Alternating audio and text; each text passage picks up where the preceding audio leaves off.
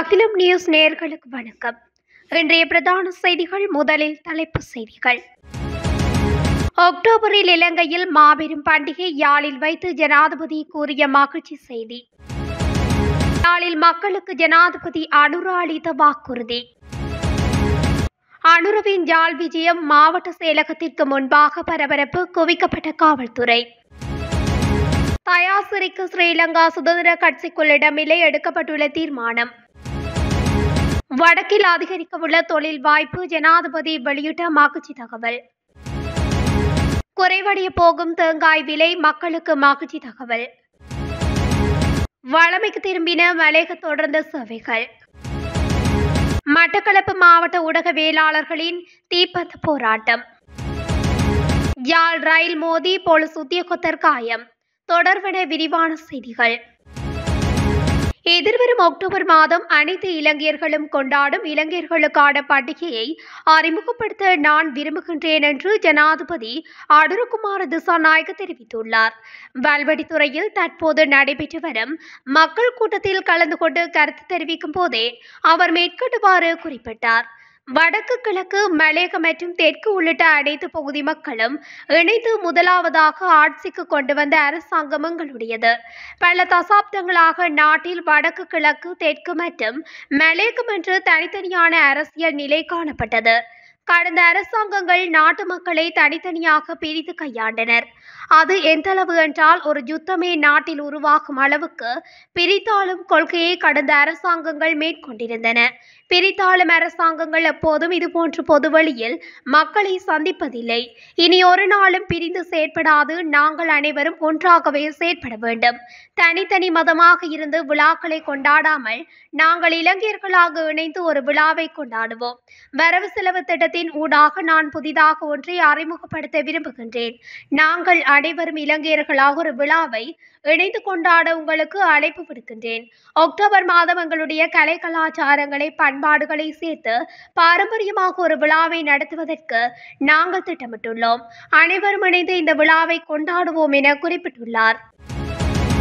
வடக்கில் நிலவும் காணி பிரச்சினையை மீளாய்வு செய்து மக்களிடம் காணிகளை மீள ஒப்படைக்க நடவடிக்கை எடுக்கப்படும் என ஜனாதிபதி அனுரகுமார திசாநாயக்க தெரிவித்துள்ளார்.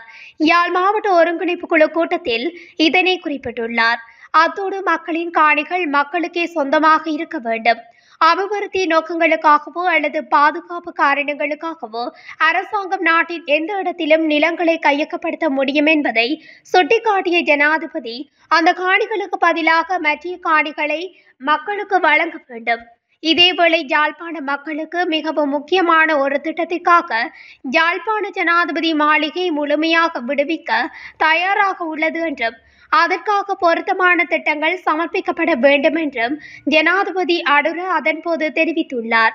மேலும் போரினால் இடம்பெயர்ந்த குடும்பங்கள் இன்னும் வடக்கு மாகாணத்தில் இருப்பதாக தகவல்கள் கிடைத்துள்ளதால் அது குறித்து விசாரித்து விரைவான முடிவுகளை எடுக்குமாறு ஜனாதிபதி அதிகாரிகளுக்கு பணித்துள்ளார்.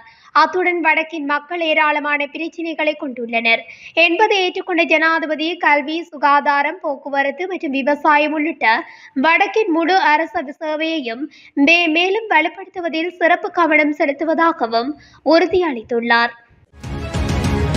யாழ் மாவட்ட செயலகத்திற்கு முன்பாக கவனஈர்ப்பு போராட்டம் ஒன்று ஆரம்பமாகியுள்ளது. குறித்த போராட்டமானது வடமாகாண வேலையில்லா பட்டதாரிகள் ஒன்றியத்தினால் இன்றைய தினம் முன்னெடுக்கப்பட்டு வருகிறது. இதன்போது போராட்டக்காரர்கள் பல்வேறு பதாதைகளை ஏந்தி கோஷங்களை எழுப்பி வருகின்ற நிலையில் காவல்துறையினர் குவிக்கப்பட்டு போராட்டத்தை கட்டுக்குள் கொண்டுவர முயற்சிகள் மேற்கொள்ளப்பட்டு வருகிறது. இவ்வாறானதொரு பின்னணியில் ஜனாதிபதி அனுரகுமார திசாநாயக்க யாழ்ப்பாணத்திற்கு விஜயத்தை மேற்கொண்டுள்ளதுடன் யாழ் மாவட்ட செயலகத்தில் ஒருங்கிணைப்பு கூட்டத்திலும் கலந்து கொண்டுள்ளார். இதேவேளை குறித்த கலந்துரையாடல்களில் புதிய அரசாங்கத்தை பிரதிநிதித்துவப்படுத்தும் முக்கிய அமைச்சர்கள் உட்பட பலரும் கலந்து கொண்டுள்ளனர். இந்த நிலையில் யாழ்ப்பாணத்தில் வல்வெட்டித்துறை மற்றும் சாவகச்சேரி உள்ளிட்ட பகுதிகளிலும் ஜனாதிபதி சந்திப்புகளை நடத்தியுள்ளதாகவும் ஜனாதிபதி ஊடகப்பிரிவு தெரிவித்துள்ளது.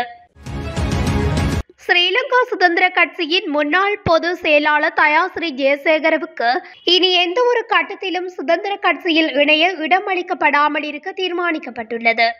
அண்மையில் நடைபெற்ற ஸ்ரீலங்கா சுதந்திர கட்சியின் முக்கியஸ்தர்கள் சந்திப்பில் இந்த தீர்மானம் மேற்கொள்ளப்பட்டுள்ளது.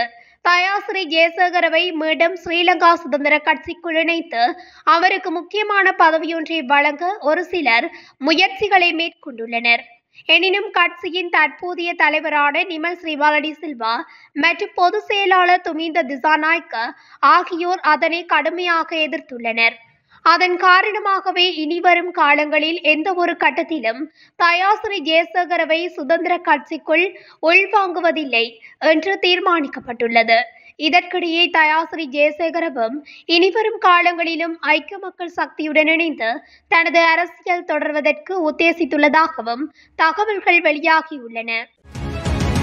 வடமாகாணத்தில் புதிய 3 கைத்தொழில் மையங்களை அமைக்க அரசாங்கம் திட்டமிட்டுள்ளதாக ஜனாதிபதி அனுரகுமார திசாநாயக்க தெரிவித்துள்ளார். யாழில் இன்றைய தினம் இடம்பெறும் மாபெரும் ஒன்று கூடல் நிகழ்வில் கலந்து கொண்டு கருத்து தெரிவிக்கும் போதே அவர் மேற்கொண்டவாறு குறிப்பிட்டுள்ளார். மேலும் குறித்த கைத்தொழில் மையங்களை காங்கேசந்துறை, பரந்தன் மற்றும் மாங்குளம் ஆகிய பகுதிகளில் நிறுவுவதற்கு அரசாங்கம் திட்டமிட்டுள்ளதாகவும் தெரிவித்துள்ளார்.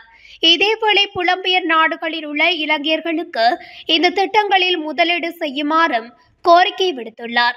மேலும் இந்த கைத்தொழில் மையங்களை அமைப்பதன் மூலம் வடமாகாணத்தில் உள்ள இளைஞர் யுவதிகளுக்கான வேலைவாய்ப்பையும் பெற்றுக்க முடியும் எனவும் ஜனாதிபதி இதன்போது குறிப்பிட்டுள்ளார். 2 வாரங்களுக்குள் தேங்காய் விலை நிச்சயமாக குறையும் என தெங்கு அபிவிருத்தி அதிகார சபையின் தவிசாளர் சாந்த ரணதுங்க தெரிவித்துள்ளார். தென்னிலங்கை ஊடகம் ஒன்றின் அரசியல் நிகழ்ச்சி ஒன்றில் பங்கேற்ற போது அவர் இதனை குறிப்பிட்டுள்ளார். நாட்டில் தற்போது நிலவும் தேங்காய் பற்றாக்குறையை நிவர்த்தி செய்வதற்காக இன்னும் 2 வாரங்களில் 200 மில்லியன் தேங்காய்களை இறக்குமதி செய்ய அரசாங்கம் எதிர்பார்த்துள்ளதாகவும் சாந்த ரணதுங்க குறிப்பிட்டுள்ளார். அதன்படி தற்போது 250 அளவில் உள்ள ஒரு தேங்காய் விலை எதிர்காலத்தில் 180 முதல் 200 வரை குறைய வாய்ப்புள்ளதாக அவர் சுட்டிக்காட்டினார்.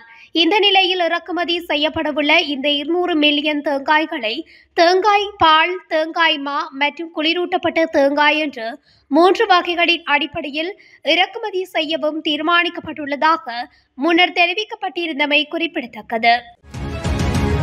மலையக மார்க்கத்திலான தொடர்ந்து சேவைகள் மீண்டும் வழமைக்கு திரும்பியுள்ளன. கொட்டக்கலை மற்றும் தலவாக்கலை தொடர்ந்து நிலையங்களுக்கு இடைப்பட்ட பகுதியில் மண்மேடு சரிந்து வீழ்ந்தமையினால் தொடர்ந்து சேவை பாதிக்கப்பட்டிருந்தமை குறிப்பிடத்தக்கது. கருப்பு ஜனவரியை முன்னிட்டு மட்டக்களப்பு மாவட்ட ஊடகவியலாளர்கள் தீப்பந்தங்களை ஏந்தியவாறு போராட்டம் ஒன்றினை முன்னெடுத்துள்ளனர். குறித்த போராட்டமானது நேற்று மாலை மட்டக்களப்பு காந்தி பூங்கா முன்பாக உள்ள படுகொலை செய்யப்பட்ட ஊடகவியலாளர் நினைவு தூபி அருகில் நடைபெற்றுள்ளது. ஊடகவியலாளர்கள் கடத்தப்பட்டு காணாமல் ஆக்கப்பட்டமை மற்றும் ஊடகவியலாளர்கள் படுகொலை ஆகியவற்றினை குறிக்கும் வகையில் கருப்பு ஜனவரியை அனுஷ்டிக்கப்பட்டு வருகின்றது. இந்த நிலையில் குறித்த போராட்டமானது மட்டக்களப்பு ஊடக மையம் மற்றும் மாவட்ட தமிழ் ஊடகவியலாளர் ஒன்றியம் ஆகியவற்றின் தலைவர் வ. கிருஷ்ணகுமார் தலைமையில் இடம்பெற்றுள்ளது. இதன்போது முதலில் படுகொலை செய்யப்பட்ட ஊடகவியலாளர்கள் நினைவு தூபியில் மெழுகுவர்த்தி ஏற்றி அஞ்சலி செலுத்தப்பட்டதை தொடர்ந்து தீப்பந்தமேந்தியவாறு போராட்டம் முன்னெடுக்கப்பட்டது. அத்தோடு பல்வேறு வாசகங்கள் பொறிக்கப்பட்ட பதாதைகளுடன் நீதி கோரிய போராட்டத்தினை முன்னெடுத்திருந்தனர். இந்த போராட்டத்தில் ஊடகவியலாளர்கள், மத தலைவர்கள், சிவில் சமூக செயற்பாட்டாளர்கள் என பலர் கலந்து கொண்டு படுகொலை செய்யப்பட்ட, கடத்தப்பட்டு காணாமல் ஆக்கப்பட்டவர்களுக்கு குரல் கொடுத்துள்ளனர். வவுனியாவில் ரயிலில் மோதி போக்குவரத்து போலீஸ் உத்தியோகத்தர் ஒருவர் காயமடைந்துள்ளதாக ஈரப்பெரியங்குளம் போலீசார் தெரிவித்தனர். இன்று காலை 9 மணியளவில் யாழ்ப்பாணத்தில் இருந்து கொழும்பு நோக்கி சென்று கொண்டிருந்த ரயிலில் வவுனியா அவசப்பட்டிய பகுதியில் உள்ள ரயில் கடவையை கடக்க முற்பட்ட மோட்டார் சைக்கிள் மோதி விபத்துக்குள்ளானது. விபத்தில் மோட்டார் சைக்கிளில் பயணித்து 44 வயதுடைய போக்குவரத்து போலீஸ் உத்தியோகத்தர் காயமடைந்துள்ளார்.